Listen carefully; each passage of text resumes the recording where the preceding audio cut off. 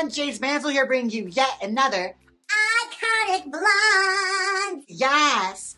Oh my God, you guys, I'm so excited to talk about this week's Iconic Blonde. We are doing none other than Mrs. Bogart herself, Lauren Bacall. Yes, the noir queen, Lauren Bacall. And what an interesting life she has had.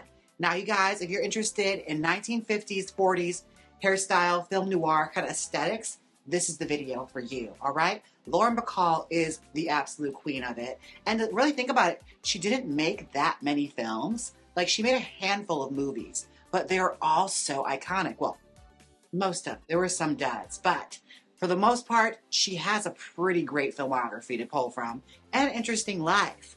Now, Lauren Bacall is a native New Yorker. Yes, she is.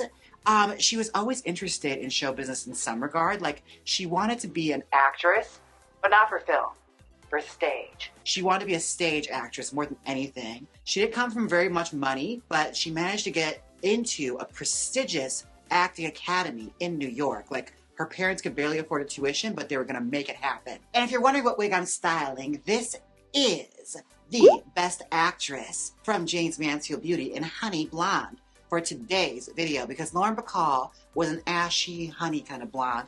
She never really went any lighter or deeper than that. She kind of like stayed in her natural hair color. Now, she got into this prestigious art academy and with the idea of being an actress. And her free time, she spent it with her friends, basically cutting and going to the movies. And none other than Bette Davis being her favorite actress, who would come to play a part in her life later on in a very fun, ironic way.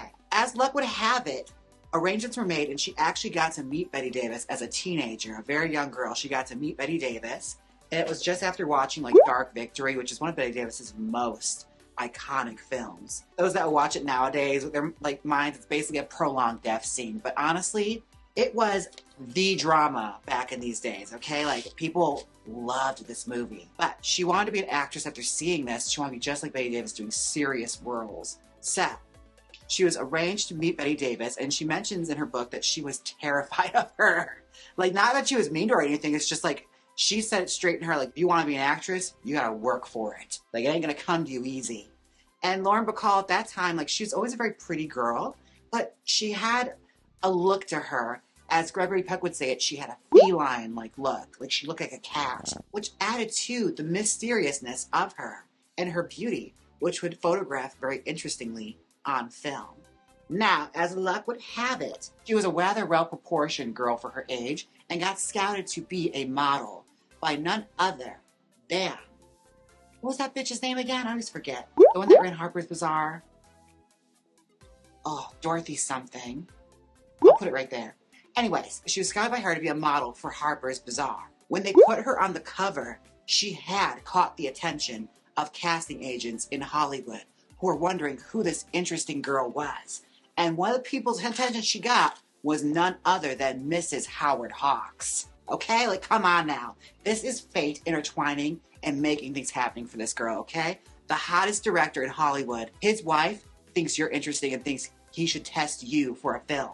So he did, and he was going to test her for a film with possibly, I believe, Cary Grant or somebody, but Humphrey Bogart got one look at her and thought, oh no, she's coming into my movies, which would become a very interesting part of her life for the next few years. But before I get into Bogey and Bacall, I'm going to roller set this and I'll be right back. Welcome back. All right, the hair is all curled and set. Let's start taking it down and talking about Lauren Bacall and one of the great loves of her life, Humphrey Bogart. Now, Bogey and Bacall was like a moment, okay? Like, people were obsessed with them because Humphrey Bogart was honestly like the biggest man in movies at that point. Like, he was a moneymaker. Casablanca, I mean, hello, come on.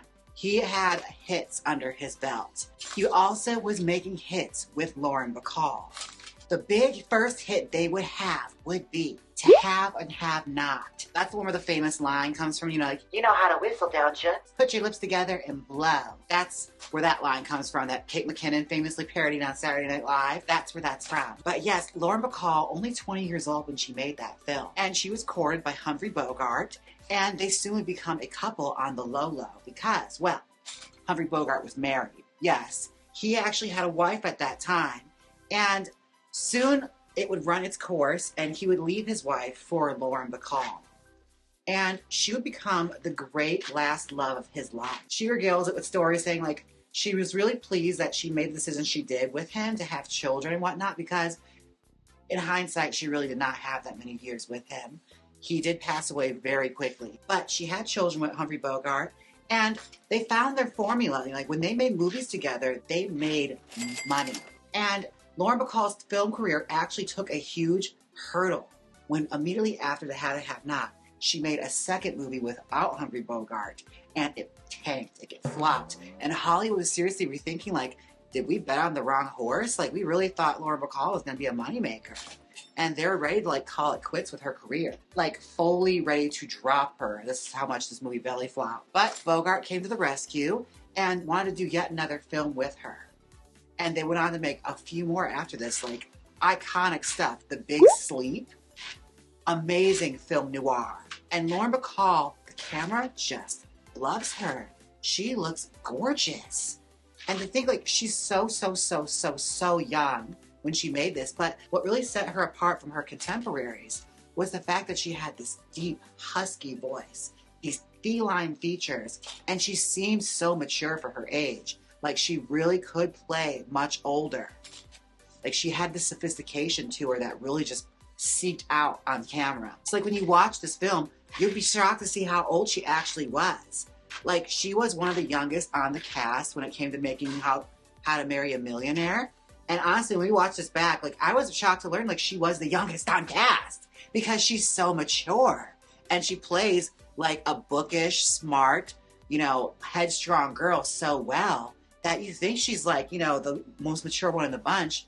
And honestly, you know, mentally, she might have been, because she was living a very comfortable, clutch life being Mrs. Humphrey Bogart. Like, she was out on boats all the time. She was not worried, okay? Like, she was having beautiful children. She had a wonderful life in Hollywood. And she could basically dip in and out of her career whenever she wanted while she was married to Humphrey Bogart. She had learned that Bogey was ill with lung cancer. And he did not have very long left. So she took a film that put her close by so that she could be near him. And he sadly passed away from it. And not too long after this, her mother would pass away too. Like, she was hit with tragedies back to back to back. And she was now a single mom and having to find a way to basically start providing for herself again because she didn't have Bogey anymore. She had to throw herself back in her career, and throw herself back in she did. What she did is she became a woman of Broadway, but she'd have to prove herself because she never actually starred in a Broadway production up until the 1960s, right? It was always like a dream of hers that she had wanted, and she was terrified to do it because she was afraid, what happens if I'm not good at it? Like, it was a dream of mine and I don't achieve it, like, what's going to happen? But she threw herself into it. It wasn't until she got the part in Goodbye Charlie that she really showed off her chops on the stage and how she could, like, basically come alive on stage and become this character. Now, Goodbye Charlie was actually a really interesting role because what the premise is basically is that it's a man that comes back reincarnated as a woman. And Lauren Bacall really owns it. Like, she kills this role. Like, she's so good in it. She got rave reviews and she's ended up touring in it forever. And from there, she started to basically do movies here and there, but for the most part, she was a stage actress. And going into the 1970s, she became a brand new celebrity. Like, she was the lady of the theater. And soon enough, the lady of the theater role would come her way. She was offered and took the part in Applause, which was a musical adaptation of All About Eve, the famous film starring Bette Davis, who she had idolized so many years before. Now, this role as Margot Channing was gonna be life-changing. Let me explain. Now, Lauren Bacall, if you hear her voice, you may notice one thing. Beautiful, velvet, sexy, deep, husky. You don't immediately think, she should sing. Well, she didn't think that either. So she went into intense vocal training, and she has a character voice, but she's never necessarily, like, the best singer. Like, I can attest to this. Like, she's not the greatest singer, but when you're playing the role of Margot Channing, like, this voice suits it. Like, it's very much channeling that of, like, Betty Davis and Tallulah Bankhead. Like, a husky, life-lived voice. Like, coming out and singing I'm Alive right at the top of the show, it really sets the tone. Like, oh, yeah, this is about a great bitch of Broadway. And she sells it and she owns it. And it's one of those things that was really sad. Like, we never got an applause movie with Bacall. Could you imagine? How come this hasn't been a movie yet? Every musical has been a movie except for Applause. But I digress. This role she would tour in forever. And it was so iconic that she actually started stepping back into films again and doing films here and there. Like, she was in Agatha Christie movies, and she's in one of my very favorite maligned, like, cheesy schlocky horror films, The Fan. She was in The Fan, where she plays a Broadway theater actress great being terrorized by a psycho fan. And this also was one of those great moments in history where when you look at, like, the posters for The Fan, it's that iconic photo of the movie theater showing her name above the title for The Fan, and the theater right next to it is her name above the title, starring in Applause. Like, she was going to play in the play next door, and you could go right beside it and see the movie at the same time right after. Like, that's iconic. All right, I'm going to tease this. I'll be right back. All right, welcome back. Now it is time for the brush out. Now, like I said, come the 1970s, even going to the 1980s, like, Lauren Bacall had basically reinvented herself as a Broadway legend. And she'd keep doing so year after year with another hit play after another hit play. Like, after Applause, which was a grandiose event and even won Lauren a Tony, she would go on to make Woman of the Year based on the Katharine Hepburn film. Like, she was unstoppable. Like, she was a force of nature. And again, she was becoming just known as this Hollywood legend that, you know, got her respect and her flowers everywhere she went. Like, she was honored with the Kennedy Center's honors. Also, in this time frame of 80s and 70s, she was putting out these commercials. She had gotten a brand sponsorship with High Point Coffee, which led to some of the most camp commercials ever to air on TV. When I tell you, the way she pronounces color lives rent-free in my mind. It's like rich, bold, color. C-U-L-L-L-L-L-L-U-H. Color. And this would be like, I can't think, like, drag queens took to this so fast. Or even if you, like, go on YouTube, look up her performance of Applause at the Tonys, where she's going through the gay bar as Margot Channing, which is also kind of scandalous at the time, because it's like a modern day retelling of All About Eve, where she's Margot. And of course, Margot Channing's going to the gay bars after her performance. And she's just there being celebrated and getting all of her flowers from all of her gay admirers at the bar, you know, celebrating her glory. And this High Point Coffee ad even would go on to be spoofed recently by Maya Rudolph. Like, that's how much it's, like, lived on in pop culture. Like, most of the people I talk to that, like, remember Lauren Bacall, this is what pops their mind instantly, is this High Point Coffee, which I wonder if they even still make that. Like, you still get High Point Coffee? Comment down below. Now, come the 1990s, there was one last thing that eluded Lauren Bacall. The ever-elusive Academy Award. Now, she would star in the Barbra Streisand-directed film, The Mirror Has Two Faces. A great film, and one of Barbara's best, like, honestly. And Lauren Bacall is incredible in it. And she honestly steals the movie. Like, she's one of the best parts of it. So much so that she would end up being nominated for Best Supporting Actress at the Academy Awards. And for some crazy-ass reason, she did not win. Everyone expected her to, though. Like, we all were thinking it was going to happen, and then it just didn't.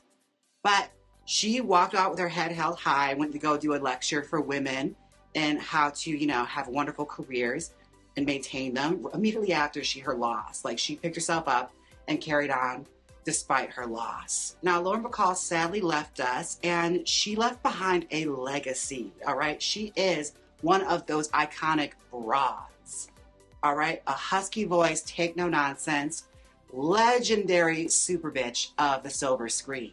Now, I'm just going to finish brushing this out, and I'll be right back with our final result. But I think Miss Bacall is ready for her coffee. Be right back. Oh, hello, it's me, Lauren Bacall. Before I go on set, I always enjoy a cup of Jaymes Mansfield's Domestic Goddess Bean Water. It's got rich color, and such a warm, soothing blend that really warms the throat. All right, we done? All right, pay me. Welcome back, darlings. I sound just like her. Oh my gosh, I need to get a cold. Then I sound like Lauren Bacall. Hello, darlings. Hot Lauren Bacall here. Oh, I got a little Lucille Ball. It's a hard voice to get, but I will get it. Oh my God, how do you guys like this final result? I think it's kind of channeling like a little bit of Lauren in How to Marry a Millionaire, and as well as the High Point Coffee Lauren of the 70s and 80s. She ain't no nostalgia act. My goodness, I love it so much. I think it's so fun. I totally go to the hairdresser 6 times a week. But, you know, I'm just free with my hair, you know? It's easygoing. Kind of like my High Point coffee. Oh my gosh. Now, I hope you guys enjoyed this iconic blondes of Lauren Bacall. I think she has such an amazing story, honestly. And she's one of those Hollywood legends that's truly up there as like great film sirens, like film noir, tough, smart ladies. Especially smart. She always played very smart characters. And I'd like to take a moment for my wiglets. Jacob, Ernie, Duke, Roy, Just BKZ, Vera, Cuervo, myself, Sponge King, Pearface, Steve, so many kitties, Jake, JT, Christine, Curtis, Miss Mosey D, Romeo and Juliet, Selena, Rosé, Darth Curray, Catalina, Patio Furniture, Miss Lansing, Eliza, Maureen, Veronica, Molly, Carl, Dolores, Samuel, Larissa, Martha, Louise, Michael, Harmon, Astro, and B-Rex 516. Thank you so much, wiglets. Now, before I go, I have to take a moment, a Ven moment, where I thank everyone who's tipped me on Venmo. And I also have some YouTube super thanks. So, I would like to thank Patrick, Amy, Norman, Roger, Scott, Abby, Angie, Jason, and a PayPal from Regina. Thank you so much, Regina. And if you like this wig, you can own it. It'll be available at jaymesmansfieldbeauty.com in my used wig tab. Look for As Seen on YouTube, Lauren Bacall. Now, I hope you guys enjoyed this episode of Iconic Blondes. If there's an iconic blonde you want to see down below, please let me know. Again, I enjoy these old Hollywood blondes because they're just so much fun to talk about, honestly. I think they all have such fascinating lives. And, you know, I think it's fun to, like, you know, give you a little recap of things you should know about pop culture. Important ladies, if you ask me. Now, don't forget to like, comment, and subscribe. And until next time, bye. Now hit the outro.